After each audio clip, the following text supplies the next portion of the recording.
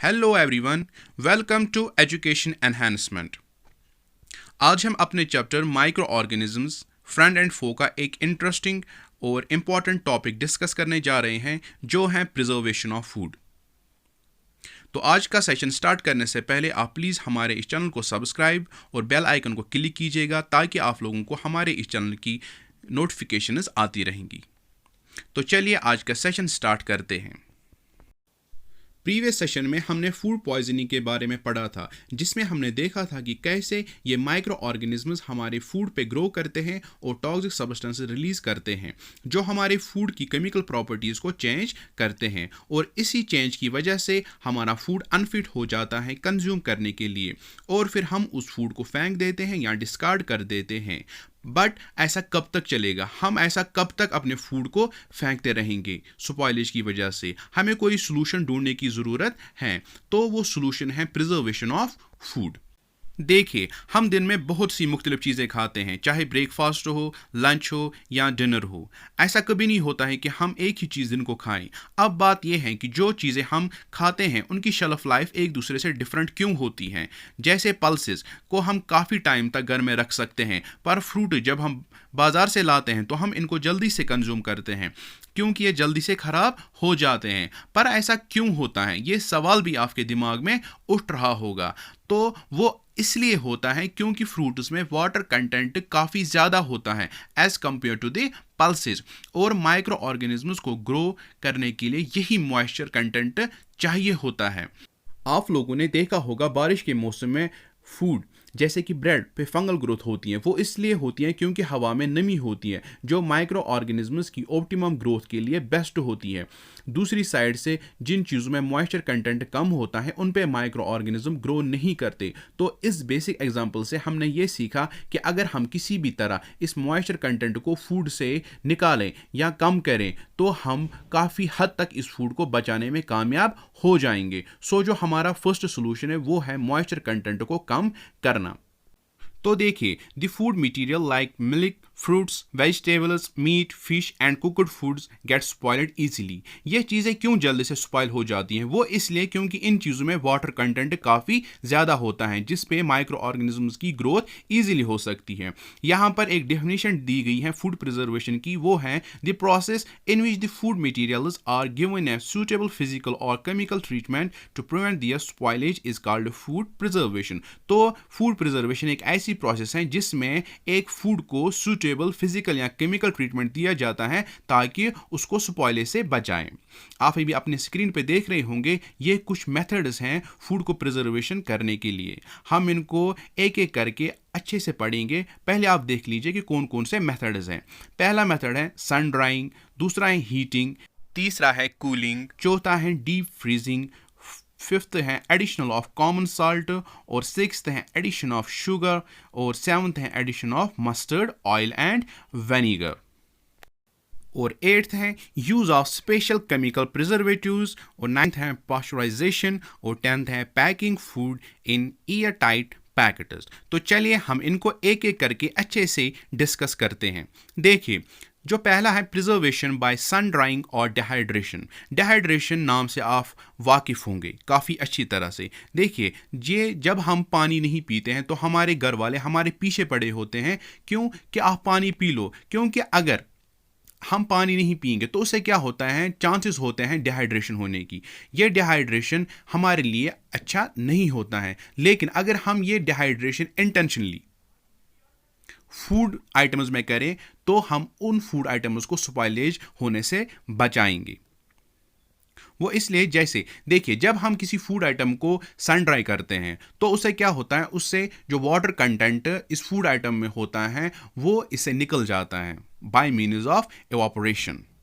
देखिए, हम हमारे घरों में बहुत सारे फूड आइटम्स की सन ड्राइंग करते हैं, ताकि उन फूड आइटम्स की जो शेल्फ लाइफ होती है वो इंक्रीज हो सके और उन पे माइक्रो ऑर्गेनिजम्स की ग्रोथ भी ना हो। इसमें से हमारे पास है स्पेनिश, मेथी लीव्स, कालीफ्लावर, पीज और भी बहुत सारे ऐसे लीफी वेजिटेबल्स हैं जिनको हम सुखाते हैं। ठीक है, हम यूजुअली प्रेफर करते हैं होम मेड मिर्ची पाउडर। वो हम कैसे बनाते हैं? हम पहले मिर्चियों को सुखाते हैं, उनकी सन ड्राइंग करती हैं, ताकि उनमें जो वाटर कंटेंट होता है वो कम हो जाए। उसके बाद हम उनको पीसते हैं और इनको फिर काफ़ी टाइम तक स्टोर करते हैं और इस्तेमाल करते हैं, ठीक है। तो जो ये ड्राइड वेजिटेबल्स हैं इनको हम काफ़ी हद तक स्टोर कर सकते हैं, लेकिन एक ईयर टाइट कंटेनर में। आप अभी अपने स्क्रीन पे देख पा रहे होंगे सन ड्राइड टोमेटोज और मेथी के लीव्स, ठीक है, और भी बहुत सारे ऐसे वेजिटेबल्स हैं जिनकी हम सन ड्राइंग करते हैं। तो ये फूड आइटम्स हैं जिनका हम मॉइस्चर कंटेंट कम कर सकते हैं, पर हमारे पास तो बहुत सारे फूड आइटम्स होते हैं जिनको हम कंज्यूम करते हैं। अब हमारे पास वो फूड आइटम्स होते हैं जिनका वाटर कंटेंट हम कम नहीं करना चाहते, पर फिर भी उनको बचाना चाहते हैं स्पॉइलेज से, उनको बचाना चाहते हैं माइक्रो ऑर्गेनिज्म्स की ग्रोथ से, जैसे कि मिल्क। तो इन चीज़ों के लिए हमारे पास अलग से एक मेथड है, वो है preservation of food by heating. देखिए, जब हम फार्म से दूध लाते हैं तो हम उस दूध को एज सच कंज्यूम नहीं करते, क्योंकि उसमें माइक्रो ऑर्गेनिजम्स प्रेजेंट हो सकते हैं। तो हम पहले उसको बॉयल करते हैं, उस बॉयलिंग की वजह से उसमें जो माइक्रो ऑर्गेनिजम्स प्रेजेंट होंगे वो इस बॉयलिंग की वजह से फिर उनकी ग्रोथ ख़त्म हो जाती है या वो किल हो जाते हैं, और फिर हम इसी बॉयल्ड मिल्क को फिर इस्तेमाल कर सकते हैं कुछ टाइम तक। देखिए, हर एक माइक्रो ऑर्गेनिज्म का एक टेम्परेचर होता है जिस टेम्परेचर पे वो मतलब ग्रो कर सकता है, ठीक है, और उस टेम्परेचर से नीचे या उस टेम्परेचर से ज़्यादा उसकी ग्रोथ रिटार्ड हो जाती है। जैसे बॉयलिंग से क्या होता है, माइक्रो ऑर्गेनिज्म को वो टेम्परेचर मिलता है हीट से जिस टेम्परेचर पे वो सर्वाइव नहीं कर सकते। तो इसीलिए इन फूड को प्रिजर्व किया जाता है बाय मीन्स ऑफ हीटिंग। तो चलिए अब हम तीसरा मेथड पढ़ते हैं कि कैसे हम इन फूड आइटम्स को प्रिजर्व करेंगे, ठीक है। जो ये तीसरा मेथड है वो है बाय मीन्स ऑफ कूलिंग।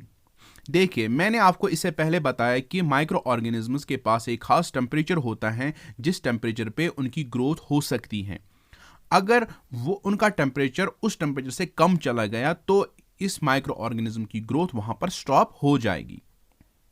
तो हम कुछ फूड आइटम्स को बहुत ही कम टेम्परेचर पे रख सकते हैं जिस टेम्परेचर पे माइक्रो ऑर्गेनिज्म की ग्रोथ नहीं होगी, ठीक है। हम बचा पाएंगे इन फूड आइटम्स को स्पॉइल होने से। देखिए, हम घर में रेफ्रिजरेटर में बहुत सारे चीज़ों को रखते हैं। वो किस लिए? वो इसलिए रखते हैं ताकि वहाँ पर उन फूड आइटम्स को कम टेम्परेचर मिले और उस कम टेम्परेचर में माइक्रो ऑर्गेनिज्म की ग्रोथ ही ना हो सके। हम यूजुअली रेफ्रिजरेटर में मिल्क और वेजिटेबल्स को रखते हैं ताकि वो बच सकें स्पॉइलेज से। देखिए, जो चौथा मेथड है वो है प्रिजर्वेशन बाय डीप फ्रीजिंग। कुछ माइक्रो ऑर्गेनिजम्स ऐसे होते हैं जो लो टेम्परेचर को भी स्किप कर देते हैं, जो वहाँ पर भी सर्वाइव कर सकते हैं। उसके लिए हमें डीप फ्रीजिंग करने की ज़रूरत होती है ताकि जो ये फूड आइटम्स हैं ये फ्रीज़ हो सके। आप लोगों ने जो ये रेस्टोरेंट्स होते हैं वहाँ पर फ्रीज़र्स देखे होंगे, ठीक है। उन फ्रीज़र्स में जो ये नॉन वेज आइटम्स होते हैं उनको स्टोर किया जाता है। वो किस लिए? ताकि जो वो फूड आइटम्स हैं वो फ्रीज़ हो सके और उस वजह से इनकी शेल्फ लाइफ को हम बढ़ा सकें, ठीक है, और फिर वो फ्रेश रहता है for longer period of time. तो डीप फ्रीजिंग से भी हम फूड को प्रिजर्व कर सकते हैं। और जो पांचवा मेथड है वो है preservation of food by common salt. जो ये साल्ट होता है ये भी फूड स्पॉइलिंग माइक्रो ऑर्गेनिज्म की ग्रोथ को इनहिबिट करता है और उससे हम अपने फूड आइटम्स को बचा सकते हैं। हम यूजुअली प्रिजर्व करते हैं कॉमन साल्ट से मीट और फिश को या बाकी नॉन वेज आइटम्स को भी। जब हम कॉमन साल्ट इन फूड आइटम्स पे लगाते हैं तो क्या होता है, अगर वहाँ पर माइक्रो ऑर्गेनिजम्स प्रेजेंट होंगे तो माइक्रो ऑर्गेनिज्म के सेल से ये पानी को बाहर निकालता है जिसको एक्सऑस्मोसिस कहते हैं, ठीक है। उससे क्या होता है, जो ये माइक्रो ऑर्गेनिज्म होता है या बैक्टीरिया होता है उसकी डेथ हो जाती है और फिर वो इस फूड आइटम को कंटेमिनेट करने में सफल नहीं होता। तो ऐसे हम कॉमन साल्ट से भी फूड आइटम्स को भी बचा सकते हैं। और जो सिक्स्थ मेथड है वो है preservation of food bye sugar. देखिए, जैसे हम साल्ट से फूड को प्रिजर्व कर सकते हैं वैसे ही हम शुगर से भी इस फूड आइटम को प्रिजर्व कर सकते हैं। हम यूजुअली प्रिजर्व करते हैं इस शुगर से जैम्स और जेलीज, ठीक है, जो कि फ्रूट से बने हुए होते हैं। ये शुगर क्या करता है, ये फ्रूट में से मॉइस्चर कंटेंट को कम करा देता है ताकि माइक्रो ऑर्गेनिज्म की ग्रोथ इन फूड आइटम्स पे ना हो सके। तो कुछ फ्रूट्स हैं जिनको हम प्रिजर्व कर सकते हैं बाय मीन्स ऑफ शुगर, वो है Apple, mango, orange, strawberry, pineapple, guava और भी बहुत सारे फ्रूट्स हैं जिनको हम प्रिजर्व कर सकते हैं बाय शुगर। और जो सेवंथ मेथड है वो है preservation of food bye mustard oil and vinegar. देखिए हमारे घर में बनते रहते हैं पिकल्स, ठीक है, हमारे घर में भी आपके घर में भी, हम उन पिकल्स में इस्तेमाल करते हैं मस्टर्ड ऑयल और विनीगर को। मस्टर्ड ऑयल, आप लोगों को पता है कि ऑयल की डेंसिटी पानी से काफ़ी कम होती है, इसलिए ये पानी पे फ्लोट करता है, ठीक है। ये जो ऑयल है इस पे माइक्रो ऑर्गेनिज्म की ग्रोथ इनहिबिट होती है, ठीक है। तो जब भी हम ऑयल इस्तेमाल करेंगे पिकल्स में तो इससे क्या होता है, हमारा जो फूड होता है ये बच जाता है स्पॉइलेज से। और दूसरा विनीगर, विनीगर आपको पता है, मैंने आपको पढ़ाया है कि ये विनीगर डाइल्यूटेड एसिटिक एसिड होता है। तो जब हम इस विनीगर को किसी फूड आइटम में ऐड करते हैं तो इसका पीएच तो कम होता है, मतलब इसकी एसिडिटी बढ़ जाती है, तो ये माइक्रो ऑर्गेनिज्म इस एसिडिक एनवायरनमेंट में भी ग्रो नहीं करते। तो ये मस्टर्ड ऑयल और विनीगर फूड आइटम्स को ऐड करने से भी फूड आइटम्स बचते हैं माइक्रो ऑर्गेनिज्म से। लाइक हम मैंगो, आंवला और लेमन को प्रिजर्व करते हैं इन द पिकल फॉर्म, ठीक है। तो चलिए अब हम 8th मेथड पढ़ते हैं जो है preservation of food by using special chemicals as preservatives. हम कुछ आइटम्स को, कुछ फूड आइटम्स को प्रिजर्व करते हैं बाय एडिंग सम केमिकल्स, जैसे sodium metabisulphite, sodium benzoate, citric acid, और भी बहुत सारे ऐसे केमिकल्स हैं जिनसे हम फूड आइटम्स को बचा सकते हैं। तो चलिए अब हम 9th मेथड पढ़ते हैं जो है preservation of food bye pasteurisation. जो ये पैस्चराइजेशन टेक्निक है इसका नाम पड़ा है एक फ्रेंच साइंटिस्ट के नाम पे जिसका नाम था लुइस पैस्चर, ठीक है। ये टेक्निक उसी साइंटिस्ट ने दी है। जो ये पैस्चराइजेशन टेक्निक है इससे हम प्रिजर्व कर सकते हैं मिल्क को। जो आप टेट्रा पैक्स में मिल्क देखते हो वो पैस्चराइज्ड मिल्क होता है, ठीक है।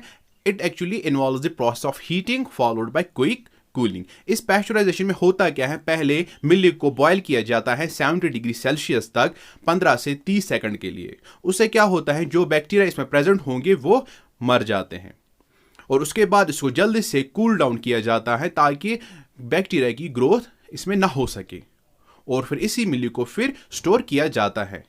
हम इस पैस्चराइज्ड मिल्क को कंज्यूम कर सकते हैं विदाउट बॉइलिंग, क्योंकि जो ये पैस्चराइज्ड मिल्क है ये अब फ्री हो चुका है हार्मफुल माइक्रो ऑर्गेनिज्म से, और जो मिल्क आता है पैकेट्स में वो स्पॉइल नहीं होता है इसी वजह से, और फिर इसी पैस्चराइज्ड मिल्क को हम काफ़ी लंबे समय तक स्टोर कर सकते हैं। जो ये 10th मेथड है वो है preservation of food by year tight packets.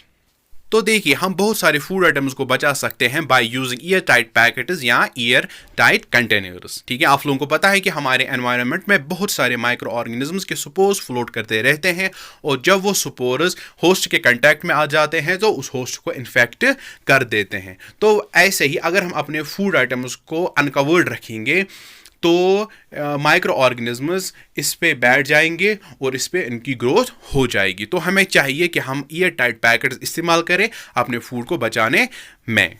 तो उम्मीद है आप लोगों को आज का सेशन काफ़ी पसंद आया होगा। So thank you and take care.